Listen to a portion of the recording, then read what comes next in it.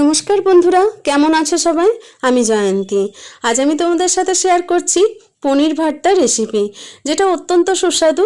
পনিরের তো আমরা অনেক কিছু বানিয়ে খাই, কিন্তু এটা এত টেস্টি হয় যেটা ভাত, রুটি, পোলাও, পরোটা যে কিছু দিয়ে বা লুচি যা কিছু দিয়ে খাবে অত্যন্ত ভালো লাগে। তো এটা নিরামিষ বা আমিষ দুরকমই বানানো যায়। তো আমি আজকে বানাচ্ছি আমিষ, মানে পেঁয়াজ রসুন দিয়ে আমি বানাচ্ছি। তো একটি কড়াইয়ে প্রথমে তেল গরম করে নিয়েছি, তার মধ্যে একটি মাঝারি সাইজের পেঁয়াজ আমি কুচি করে রেখেছিলাম। প্রথমে আমি তেলের মধ্যে পেঁয়াজটা দিয়ে একটু ভেজে নেব, অল্প এই সামান্য ব্রাউন কালার আসবে ওই পর্যন্ত ভেজে নেব। পেঁয়াজ তো ভাজা হয়ে গেছে বন্ধুরা। এরপরে আমি এই 7-8 কোয়া মতো রসুন কুচিয়ে রেখেছিলাম আর 2টো কাঁচা লঙ্কা কুচিয়ে নিয়েছিলাম। তো এই রসুন আর কাঁচা লঙ্কা এবার আমি পেঁয়াজের সঙ্গে ভেজে নেব।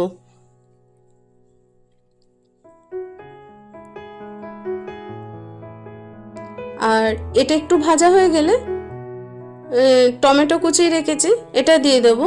বন্ধুরা, এটা খুব তাড়াতাড়ি রান্না হয়ে যায় আর এমন কিছু কোনো এক্সট্রা জিনিস লাগে না, বাড়িতে থাকা জিনিস দিয়েই হয়ে যায় এবং খেতে অত্যন্ত সুস্বাদু। সকালের ব্রেকফাস্টে রুটির সাথে তো খুব ভালো লাগে। তো তোমরা একদিন বানিয়ে দেখো।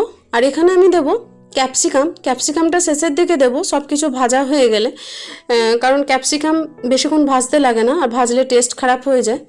তো ক্যাপসিকামটা আমি জাস্ট স্যালো ফ্রাই করে নিয়েছি। এরপরে আন্দাজ মতো নুন দিয়ে দেবো। তো আমি এখানে 1/2 চা চামচ মতো নুন দিয়েছি। আর একটু মিষ্টির জন্য দেবো, এটা আমি রুটির জন্য খাওয়ার জন্য বেসিক্যালি বানাচ্ছি। তো আমি হালকা সামান্য একটু জ্যাগরি পাউডার দিলাম, এই 1/2 চা চামচ। আর আমি 200 গ্রাম পনিরকে গ্রেট করে রেখেছি। এই গ্রেট করা পনিরটা এবার এই মশলা যেগুলো আমার আছে, ক্যাপসিকাম, টমেটো, পেঁয়াজ, রসুন, লঙ্কা কুচি, এগুলোর মধ্যে দিয়ে দেব এবং নাড়তে থাকবো। যেহেতু বন্ধুরা খাবারে আমি কম তেল ব্যবহার করারই সবসময় চেষ্টা করি, তো তেল আমি প্রচণ্ড কম দিয়েছি। এই 1.5 টেবিল চামচ মতন হবে তেল দিয়েছিলাম। তো সেই জন্য আমাকে কন্টিনিউয়াসলি এটা চালাতে হবে, নাহলে তলা থেকে লেগে যেতে পারে। আর কালারের জন্য অল্প দিলাম, হলুদ এতে দেবো না। তো কালারের জন্য আমি ওই জন্য দিলাম কাশ্মীরি লাল লঙ্কার গুঁড়ো, এই 1/2 চা চামচ মতন হবে, এরকম দিয়েছি। এরপরে আমি কন্টিনিউয়াসলি এটা নাড়াতে থাকবো। নাড়াতে নাড়াতে বেশ ছানাটা একটু ভাজা ভাজা টাইপের হয়ে যাবে। এ দেখো বন্ধুরা, এরকম হয়ে গেছে, আমার এটা রেডি হয়ে গেছে।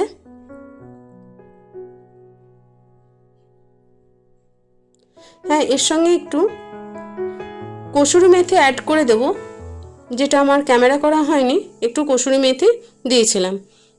তো বন্ধুরা, এ দেখো হয়ে গেছে রেডি একদম খাবার জন্য। ভিডিওটা শেষ পর্যন্ত দেখার জন্য অনেক ধন্যবাদ।